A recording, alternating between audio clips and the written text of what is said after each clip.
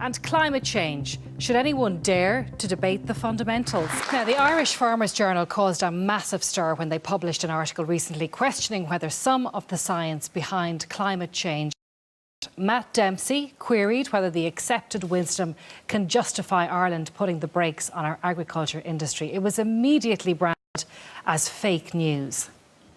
It's supposed to be 70 degrees today. It's freezing here. Speaking of warming, we need some global warming. It's freezing. The most criticized scene in the movie An Inconvenient Truth was showing that the combination of sea level rise and storm surge would flood the 9/11 memorial site. And people said, what a terrible exaggeration. Hurricane Sandy slammed into New York City last night, flooding the World Trade Center site. Storm gets stronger and more destructive.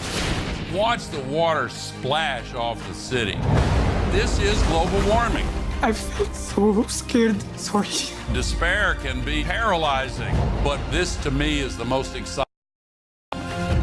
We're seeing a tremendous amount of positive change. The basis is there, but it's still not enough. It's crunch time at the climate change conference in Paris. Still tough negotiations going on. What would it take to shift to renewable? I'm talking about every nation in the entire world agreed to get to zero greenhouse emissions. It is unprecedented. It's time to put America first. That includes a promise to cancel billions in climate change. Our plan will end the EPA. The next generation would be justified in looking back at us and asking, what were you thinking? Couldn't you hear what the scientists were saying? Couldn't you hear what Mother Nature was screaming at you? That's the trailer. Gore's new documentary, An Inconvenient Sequel, to be released in July. Matt Dempsey, former editor of the Irish Farmers Journal, is here. It was your article that kicked off. As Al Gore says, can't you hear what the scientists are saying? Perhaps maybe tell us what you're saying. No, because I was only reporting on a scientific lecture that I was invited to. And I reported it, and I said, if what we were told was true, then it has some very basic consequences compared to the conventional wisdom. Okay, so tell me. I was simply raising the question that had been posed in the lecture. Tell us what the question is. The question was twofold. One, the carbon dioxide. I think the cement roadstones and Ryanairs can fight their own fight. I was most intrigued from a cultural point of view, and I have been editor of the Farmers Journal. Methane is the main greenhouse gas emitted by livestock, and the lecturer said that in the greater scheme of things as regards greenhouse gas emission, methane was not particularly important. Now, this was really very significant, and if true, and I simply said, if this is true, consequences for the Irish livestock industry. Okay. So out of the blue then, I wrote the piece, and some people supported it and some people didn't. But then I had an interesting note from Professor Jerry Boyle, the director of TAGASC. Now he's about 1,000 scientific personnel, and his job is to screen the results that come up to him and to take a balanced view. And he said methane has only a relatively short impact on the environment, about 12 compared with the impact of pure carbon dioxide. Okay, but so the translation of methane to carbon dioxide equivalent units is highly misleading. Okay. So that was the view from somebody with integrity and capacity. The Intergovernmental Panel on Climate Change says atmospheric concentrations of carbon dioxide, methane and nitrous oxide are extremely likely to have been the dominant cause of global warming since the mid-20th century. Now, that we're 7% of scientists is established fact. I don't have any doubt about that. I'm not querying that. So let's just get down to brass tacks here. Do you accept that climate change is man-made? There's certainly some of the global warming effects that we see is, I think, man-made, yes. There's two consequences, though. I mean, it's clearly most serious in the Arctic. On the other hand, we also have had 6 or 7 years of extremely high grain yields in the world.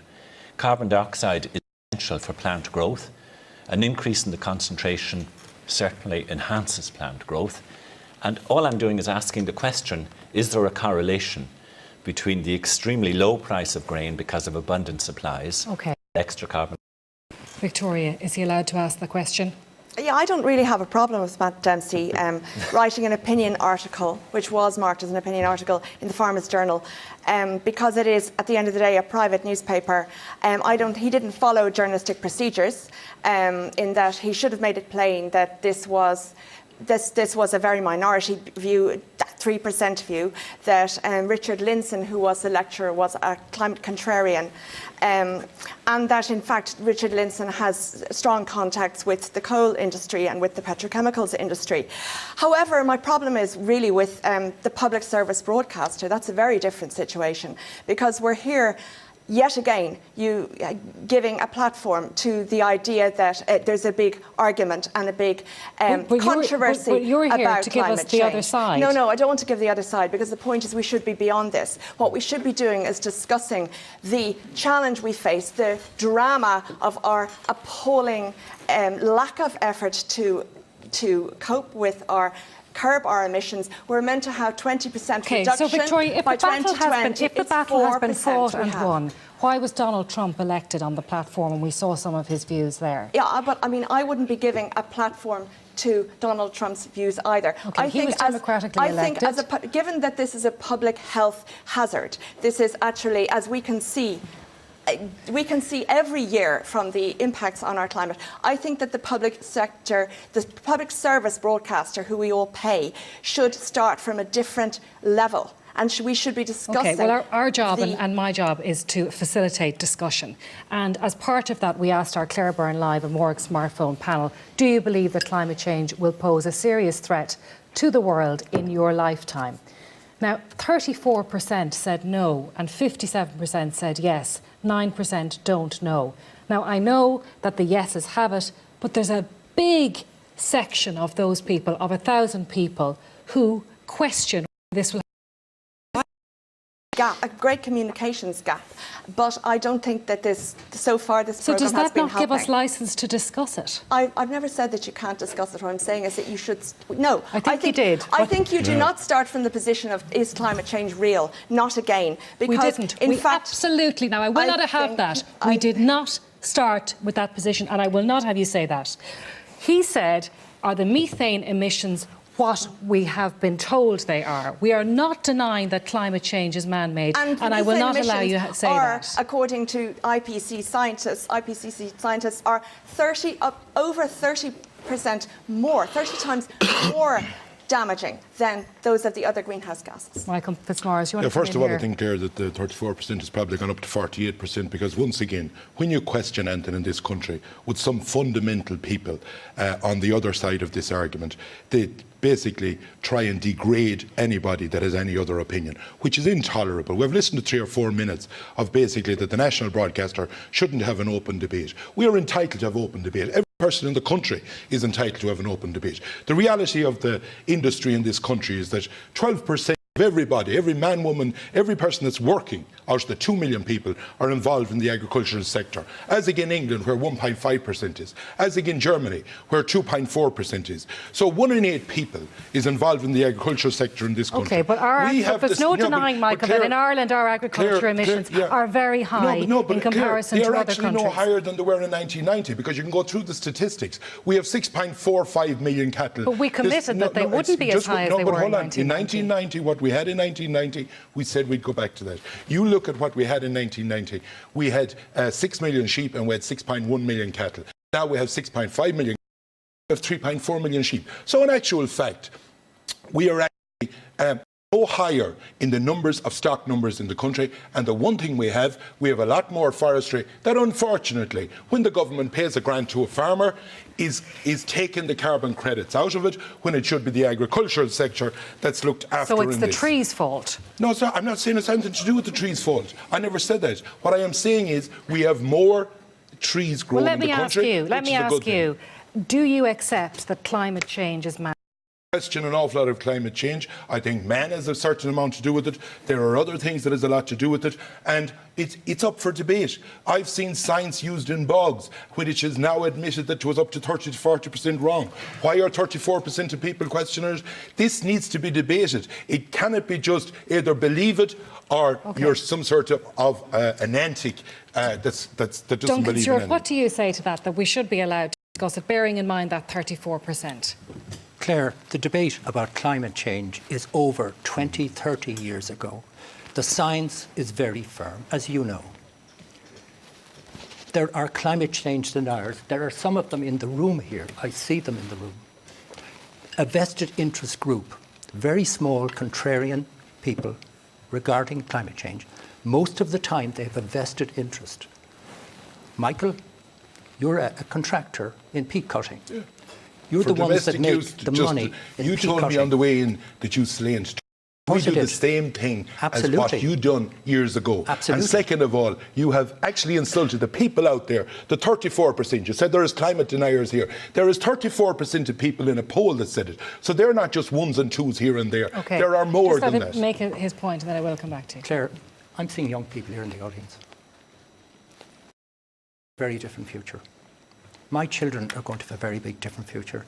In 20 years' time, the impacts of climate change in this country is going to be very serious. Already, I spent a lot of time out in Europe at the COP21 interviewing delegates from all of the developing world who are seriously being affected now by climate change. Hundreds of millions of people. And I'm looking at this generation here.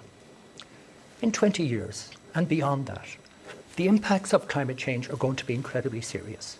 We as human beings have changed the atmosphere. We have increased the greenhouse gas concentrations in the atmosphere, the CO2 in the atmosphere for starting, to a level that hasn't been in the atmosphere for over 5 million years.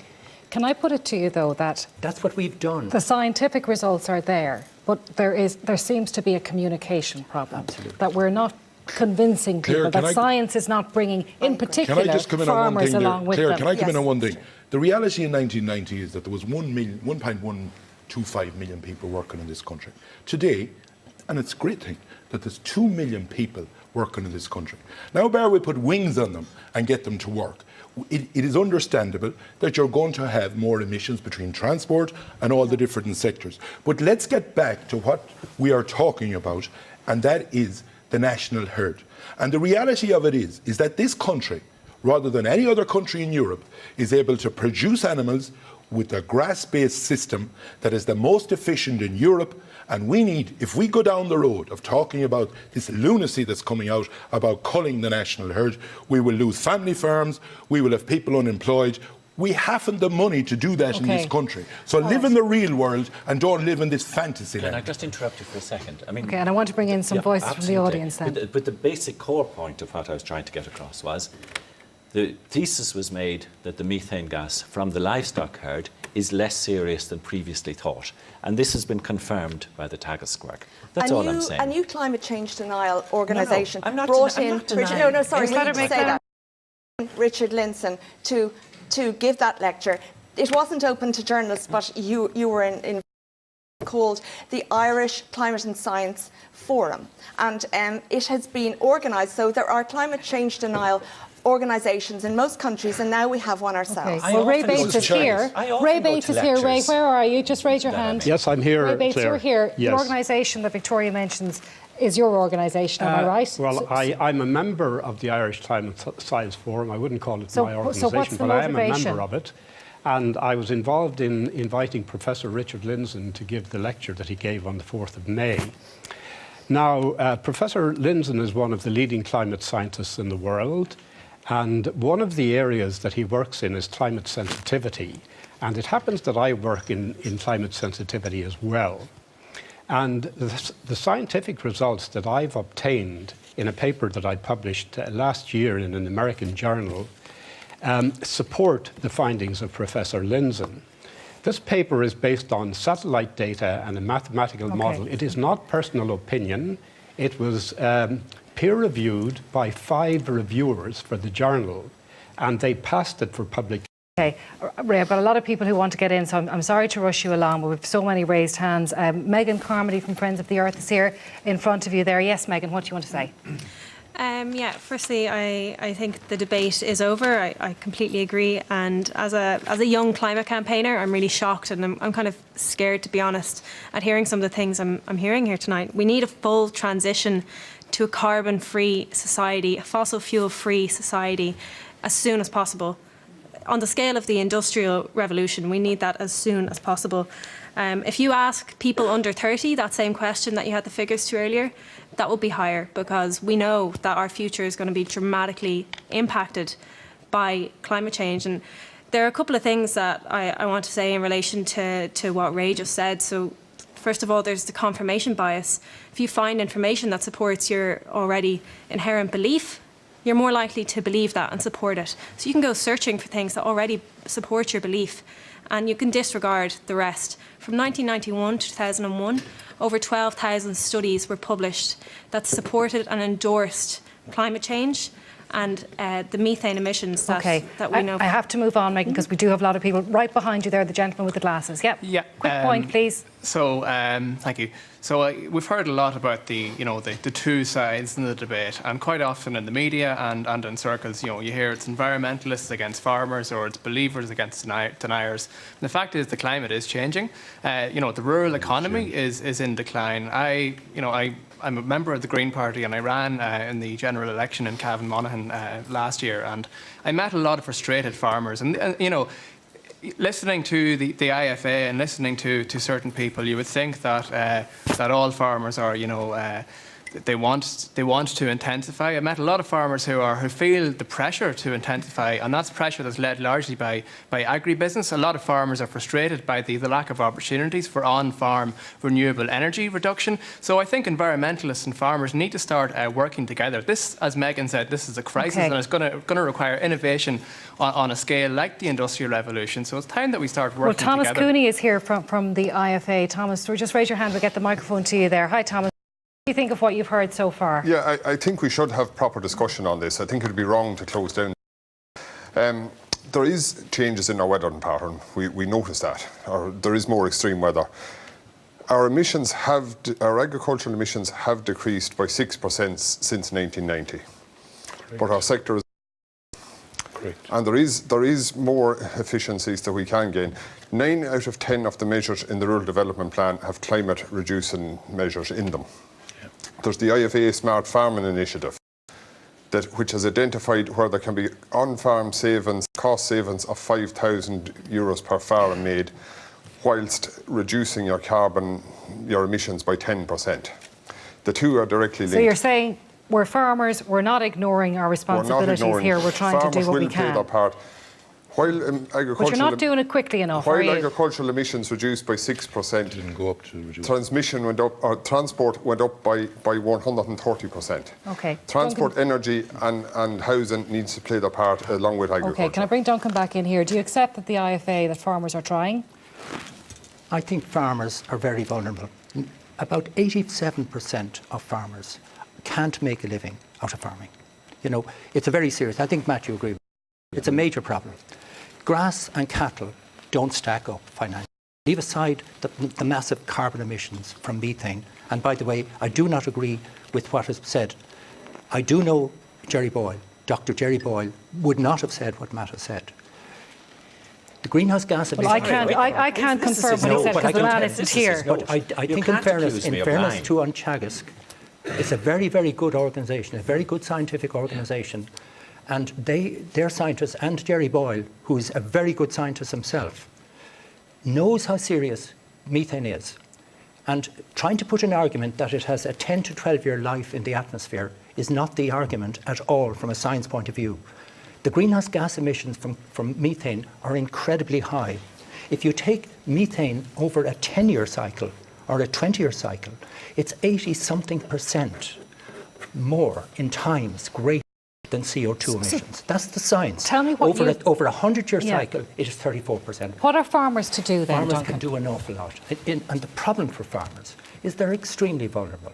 First of all, they're exposed to weather, big time, and now with flooding from climate change. and from droughts and all these extreme events and unpredictable weather. And cattle farmers are extremely vulnerable in all of these areas. But also when they go to the marts, they are vulnerable to the big beef barons. There are 3 big beef barons in this country. We know that. We won't name them here because for certain reasons. But I think we know what we're talking about here. They're incredibly powerful, and they have huge control over the whole agricultural business in this country, from the Department of Agriculture to the government, to Board Bia, right through. And of course, funding is flowing through a levy into the Irish IFA from that source as a funding. It's approximately €2, possibly 2 million cows every year, or cattle every year. That money flows into the funds for the IFA. Okay. So there's a very clear vested interest by the IFA. No, I don't want you to interrupt me here now, Michael.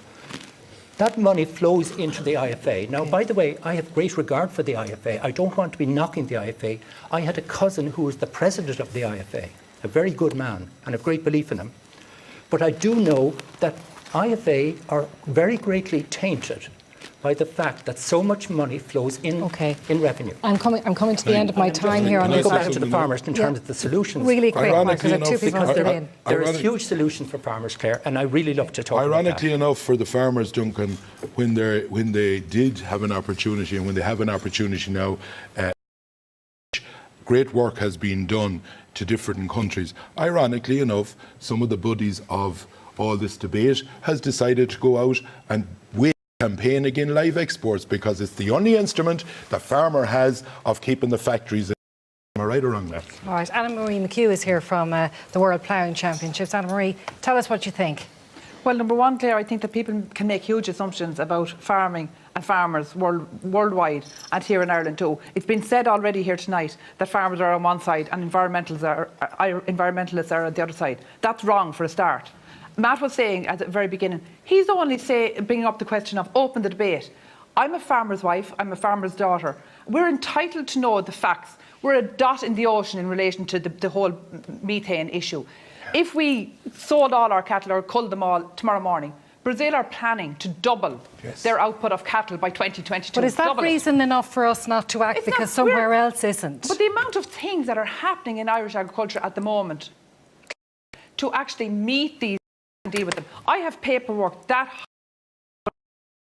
we have to enact on our farms every day. We're working towards this. I do agree that the environmental associations and the farming organisations need to work closer, but we're custodians of the land, don't forget.